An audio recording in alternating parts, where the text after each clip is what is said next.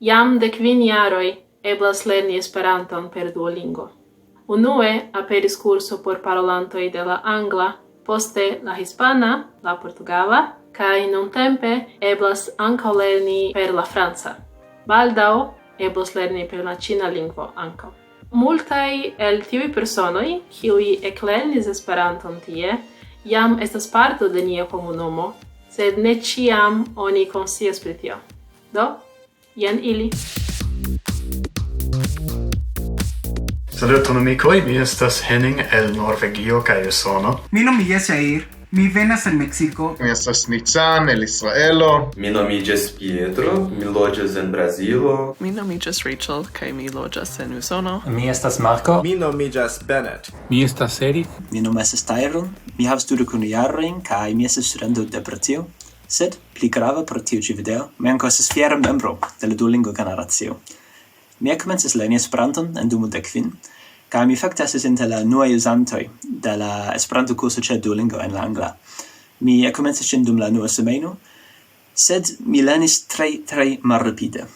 Pasis pli ol 1 jaro ĝis mi finis la kurson, kaj pasis pli ol 2 jaroj ĝis mi fakte havis mian unuan konversacion en Esperanto. Mi estas Charlotte kaj mi lernis Esperanton per Duolingo. Mi komencis lerni ĝin, iris al mia unua renkontiĝo ĉe la loka klubo, sidis tie, pensis ke mi ne vere sukcesis ion diri, sed poste kiam mi demandas la klubanoj pri lia impreso de mi, ili diris ke vi ekde la komenco ĉiam parolis perfekte. Do tio ja estas bona impreso. Mia nomo estas Hanso Becklin, kaj mi estas esperantisto de Usono. Mi komencis lerni Esperanton antaŭ preskaŭ 5 jaroj, kiam la nova kurso por angla lingvanoj debutis en Duolingo. Kaj tiutempe mi havis neniun ideon, kiajn grandajn ŝanĝojn faros la kurso al mia propra vivo. Pro la kvaranteno mia universitato estis fermita, kaj mi decidis profiti mian tempon por lerni pli Esperanton. Mi finfinis mian lernadon en la monato de majo, kaj mi tre feliĉis, ĉar mi lernis pli ol 4.000 vortojn. Do nun mi povas paroli pri multaj aferoj kun aliaj esperantistoj. Mi komencis lerni Esperanto per Duolingo antaŭ 5 monatoj. Mi lernis la lingvo en la hispana kaj nuntempe mi estas en la Esperanta movado. Mi komencis en 2015 kaj nun mi helpas estri la lokan grupon ĉi tie. La unua foje ke mi lernis Esperanton, mi lernis ĝin en la jaro 2000, sed post la kurso mi restis eternan komencanton dum 20 jaroj. Duolingo multe helpis al mi. Mi estas ankoraŭ komencanto, sed nun mi havas konfidon kaj mi babilas kun aliaj esperantistoj. Mia nomo estas Mark. Mi eklernis Esperanton duolinge en decembro 2017. Samtempe ankaŭ mia edzino komencis studi, kaj kune kun aliaj amikoj ni fondis la Nottinghaman Esperanto-klubon. Mi estas Daniel el Ĝenevo. Mi eklernis Esperanton en la jaro 2016 pere de Duolingo. Laŭ mi Duolingo estas sufiĉe bona maniero por lerni Esperanton. Mi ŝatus iujn lecionojn pri nuntempaj reformoj esperantaj, sed Kiam mi estis deksetjara, ja dekokjara, ja ĵus post la komenco de la universitato, mi parolis kun mi mem kaj decidis, mi lernos Esperanton. Sed mi ne faris tion aŭtomate, do mi prokrastis tion preskaŭ 10 jarojn.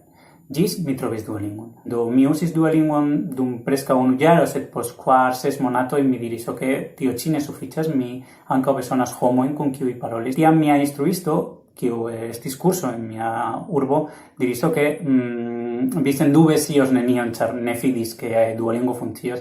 Kaj kiam vidis, tiu ĉi homo vere lernis la bazan aferojn, kaj ŝatis tion, rekomendis al mi iri al la joko.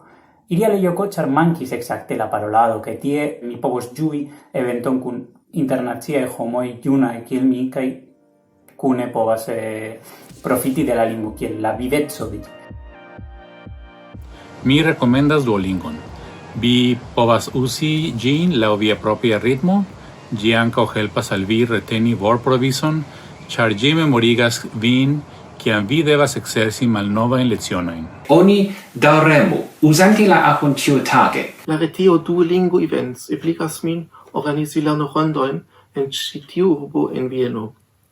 Ĉiu, kiu lernas Esperanton pere de Duolingo, ricevas la eblecon aliĝi al nia lernorondo. Tiel eblas plivastigi la retan lernadon al veraj renkontoj, kie oni povas trovi novajn geamikojn. Mia konsilo por homoj kiu lernas nun estas ke ne hastu, do vi povas lerni Esperanton tre rapide, sed vi ne devas, prenu vian tempon.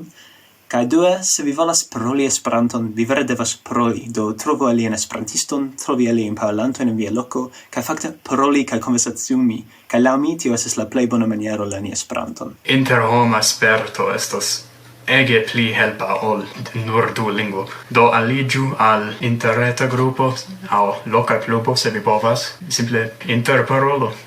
Ŝanĝu la lingvo en via sociaj retejoj al Esperanto. Tiel vi povas lerni la vortojn por retumi. Aliĝu la Esperantajn grupojn en sociaj retejoj kaj vi povas tie legi kaj eĉ skribi afiŝojn. Mi konsilus al vi ankaŭ prononci kion vi lernas kaj provu eble jam babili kun homoj. Do ekzemple iru al telegramo.org, tie estas multaj babilejoj. Kiu vere helpis min lerni la lingvon estis aliĝi al la telegramaj babilejoj, ĉar tie mi trovis ion kio estis interesa, homoj kun kiu mi ŝatis babili pri feminismo, pri manĝaĵo, pri kuirado. Do tiel ankaŭ simple gravas trovi ion kion vi trovas interesa, ekzemple legi ĵurnalojn. Kion mi legis estis interalie tiun libron, Fajron sentas mi interne, kaj estis interesa legi jam Esperanto-literaturon en la komenco. Mi partoprenis en Ekparolu de edukado.net. Mi tre ŝatis ĝin. Mi jam persone renkontis esperantiston. Ni renkontiĝis en Chicago, Usono, ni parolis Esperanton kaj ni ankaŭ krokodilis, ĉar ni volis ankaŭ ekzerci aliajn lingvojn. Per Esperanto mi renkontis multajn poliglotojn. Nun mi povas paroli kaj rete babiladi kun homoj de Eŭropo, de Afriko, Sudameriko. Estas mirinda. La plej speciala sperto que mi spertis kun Esperanto estis interesi personon pro la lingvo ĝis tia grado de fari ĝin nia unika metodo de komunikado. La lingvo permesis al mi renkonti multajn homojn tra la mondo nur con Esperanto. Ekde mia studo de Esperanto, mi iris al kelkajn renkontiĝoj ĉe mi urbo Vaŝingtono. Tamen, mi estas plejparte aktiva esperantisto ĉe la reto, en Reddit kaj Discord. Mi ankaŭ amas rigardi esperantajn filmetojn en YouTube. Unu el miaj plej elstaraj spertoj en Esperantujo okazis dum ferio en Japanio. Mi povis ĉeesti lokan Esperanto-kongreson kaj interparoli kun tiaj uloj, sen la baro de nia malfacilaj naciaj lingvoj. Nuntempe mi estas tre aktiva en la movado, mi estas komitetano por Teo kaj UEA, kaj mi estas unu el la organizantoj por la Internacia Junulara Kongreso de 2020. Mi fariĝis estro de pluraj Esperanto-organizaĵoj, inkluzive de SOFO kaj Teo. Nun mi estas aktiva membro de la Ĝenevo Esperanto-Societo La Stelo. Foje mi ĝojas ciceroni visitantojn tra mia urbo. Ili venas pere de pasporta servo. Mi estas iom aktiva membro de la movado. Mi ne facile povas aliĝi al lokaj kluboj aŭ io simila, precipe nun pro la quaranteno, sed estontece mi planas crei videoludojn esperantajn. Esperanto helpis min venki timon vojaĝi eksterlanden. Ekzemple en 2017 mi jam vojaĝis al Afriko, al Togolando, kaj mi en 2017 jam vojaĝis al Pollando kaj restis tie dum 9 monatoj, kaj tie mi fakte instruis Esperanton jam. Dum la pasintaj jaroj mi ĉeestis multajn eventojn, mi nun havas multajn novajn amikojn, kaj pro tio mi alkore dankas. Mi ĉiutage parolas Esperanton, mi fakte loĝas en Esperanta familio, do sendube Esperanto multe ŝanĝis mia vivon. Mi vojaĝis al pluraj novaj kaj eksotikaj landoj pere de Esperanto.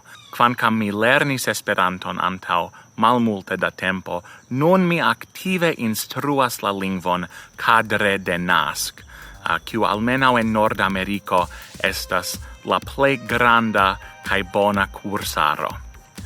Do de Duolingo al malgranda skipo de spertuloj ene de 5 jaroj. Dank al Esperanto kaj dank al Duolingo.